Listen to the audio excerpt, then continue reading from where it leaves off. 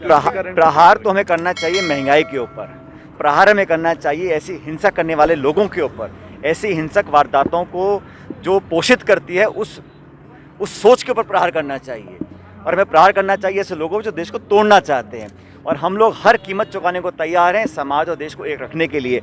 ये हिंदू मुसलमान, मंदिर मस्जिद, कभी हिजाब की बात, कभी हलाल की बात, कभी मंदिर की बात, कभी नववर्ष की बात, ये हम सब ये चर्चा होनी चाहिए महंगाई पर, बेरोज़गारी पर, देश विकसित कैसे हो। आज दुनिया में जो हमारे आसपास जो हो रहा है, जो हालात श्रीलंका में बन गए हैं, जो पाकिस्तान में चल रहा है, जो बाकी देशों में चल रहा है, हमें अपने आप को सुरक्षित रखना पड़ेगा। तब होगा वो सुरक्षित ये देश जब हम सब एक रहेंगे, एकजुट रहेंगे।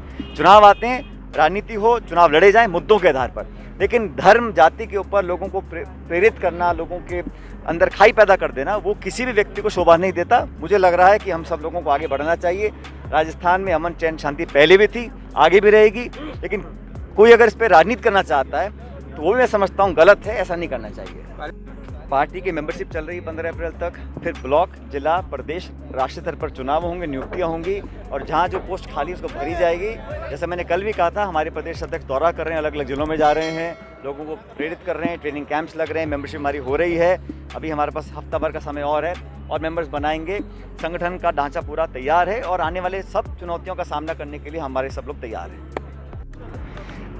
मैं तो हमेशा से कहता आया हूँ और फिर दोहरा रहा हूँ कि जो नियुक्तियाँ सरकार कर रही है, पहले ऐसा देखने में आया था कि पॉलिटिकल वर्कर से ज़्यादा जो हमारे अधिकारी या जो प्रशासन के लोग थे उनको काफ़ी जगह दी गई थी, लेकिन अब कुछ उसमें अनुपात में बेहतर करने का प्रयास किया गया है। और अखिल भारतीय कांग्रेस कमेटी ने जो कदम उठाए हैं, सही दिशा में सही कदम उठाए जा रहे हैं। और मैं बार बार कहता हूं कि जो 30 साल की परंपरा है, परिपाटी है राजस्थान के अंदर कि एक बार सरकार भाजपा की बनेगी, एक बार कांग्रेस की बनेगी, इस परिपाटी को तोड़ने के लिए हम लोग संकल्पबद्ध हैं। आने वाले समय में हम लोग चुनाव जीतेंगे और हम लोगों को अगले 1.5 साल में लोगों का दिल और मन जीतने के लिए इसी दिशा में काम करना पड़ेगा। और ऐसा नहीं है कि ये संभव नहीं है, 30 साल से नहीं हो पाए, लेकिन इस बार मुझे लग रहा है कि हम लोग अगर सही कदम उठाएंगे तो सरकार दोबारा कांग्रेस की बनेगी। महंगाई को लेके कांग्रेस ने मोर्चा नहीं खोला है, देश ने मोर्चा खोला है। आज बम्बई में 122 रुपये लीटर पेट्रोल बिक रहा है, 100 रुपये से पार 110 रुपये का पेट्रोल डीजल हो गया है। ये कहाँ का न्याय है? दुनिया में, मैं अखबार पढ़ रहा था आज, दुनिया में भारत नंबर 3 पर है जहाँ पेट्रोल डीजल की कीमत बढ़ गई है। 1000 रुपये का गैस का सिलेंडर हो गया। और ये तब है जब हम लोगों को पता था कि कोरोना काल के बाद क्या स्थिति पैदा होगी। महंगाई को रोकने के लिए दुर्भाग्यवश केंद्र सरकार ने कोई पहल नहीं करी है और जो राज्यों का हिस्सा था उसको देने में इन्होंने कमी करी है। महंगाई से कमर टूट रही है गरीब लोगों की, मध्यम वर्ग के लोगों की, किसानों की। और हर प्रकार का काम किया केंद्र की सरकार ने। पहले काले कानून बनाए किसानों के खिलाफ, उनको विड्रॉ किया, फिर उन्होंने जीएसटी लगाया, फिर आर्थिक मंदी के दौरान इन्होंने जो देश की संपत्ति थी, चाहे एयरपोर्ट हो, हवाई अड्डा हो, रेलवे लाइन हो, तेल कंपनियां हो, बीमा कंपनियां हो, बिजली कंपनियां हो, सबको निजीकरण कर रहे हैं। और जब हमारी संपत्ति है, जो देश की गाड़ी कमाई है, उसको औने पौने दाम पर बेच रहे हैं, ये मैं समझता हूँ गलत है।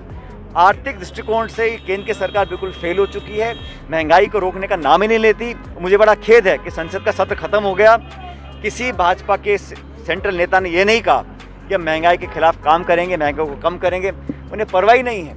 अगर देश को चलाने वाले लोगों को इतनी गंभीर महंगाई की कोई चिंता नहीं है, आप समझ सकते हैं कि देश के क्या हाल होंगे। हम सब सिर्फ जो लोगों की पीड़ा और दुख है उसको दर्शाने के लिए मोर्चा खोले हुए हैं और देश और प्रदेश में कांग्रेस पार्टी इस मुद्दे को लेकर आगे जाएगी और सरकार पे दबाव बनाएंगे कि महंगाई को कम करने के लिए कदम उठाए जाएं। लगातार जिस तरीके से करौली और अलग अलग जगहों पे घटना हो रही है, इसे लेकर विपक्ष कई आरोप लगा रहे हैं, क्या कहेंगे? मैं ऐसा मानता हूं कि राजस्थान या देश का कोई हिस्सा हो, जहां पर भी हिंसा होती है या कोई भी व्यक्ति कानून को अपने हाथ में लेता है, उसकी निष्पक्ष जांच होनी चाहिए और सख्त कार्रवाई होनी चाहिए। मैं समझता हूं कि सभ्य समाज में इस प्रकार की हिंसा का कोई स्थान नहीं है। कोई किसी पार्टी, किसी धर्म, किसी जाति, किसी समुदाय का हो, लेकिन ये देश आगे बढ़ेगा तब जब अमन चैन शांति रहे। और अगर कोई ऐसा व्यक्ति है या कोई ऐसा पृष्ठभूमि वाला कोई संगठन या दल जिसने कभी अशांति फैलाने की कोशिश की हो, उस पर सख्त कार्रवाई करनी चाहिए।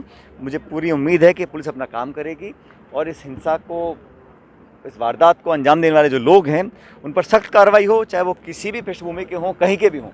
और ये शांति प्रिय प्रदेश है, हमारा ज़िला बहुत शांति प्रिय है करौली। वहाँ पर इस प्रकार की घटना होना बड़ा दुख वाला है और बड़ा निंदनीय है। जो भी दोषी हो, जिसने भी इस प्रकार की घटना को अंजाम देने की कोशिश की हो, उस पर सख्त कार्रवाई करनी चाहिए। इसको राजनीति के दृष्टिकोण से नहीं देखना चाहिए। और मुझे लगता है कि आने वाले समय में हम सब लोगों को अमन, चैन, शांति के साथ रहना चाहिए। इतिहास गवाह है, हजारों साल से सभी धर्म, जाति, बिरादरी के लोग आपस में अमन, चैन, भाईचारे से रहते आए हैं। ये प्यार, ये मोहब्बत, ये हमारी धरोहर है, इसको बचाए रखना चाहिए। आने वाली पीढ़ियों को लगना चाहिए कि हम लोगों ने समाज और देश को आगे ले जाने का काम किया है। इस प्रकार की वारदातें जब होती है तो दिल बहुत दुखी होता है।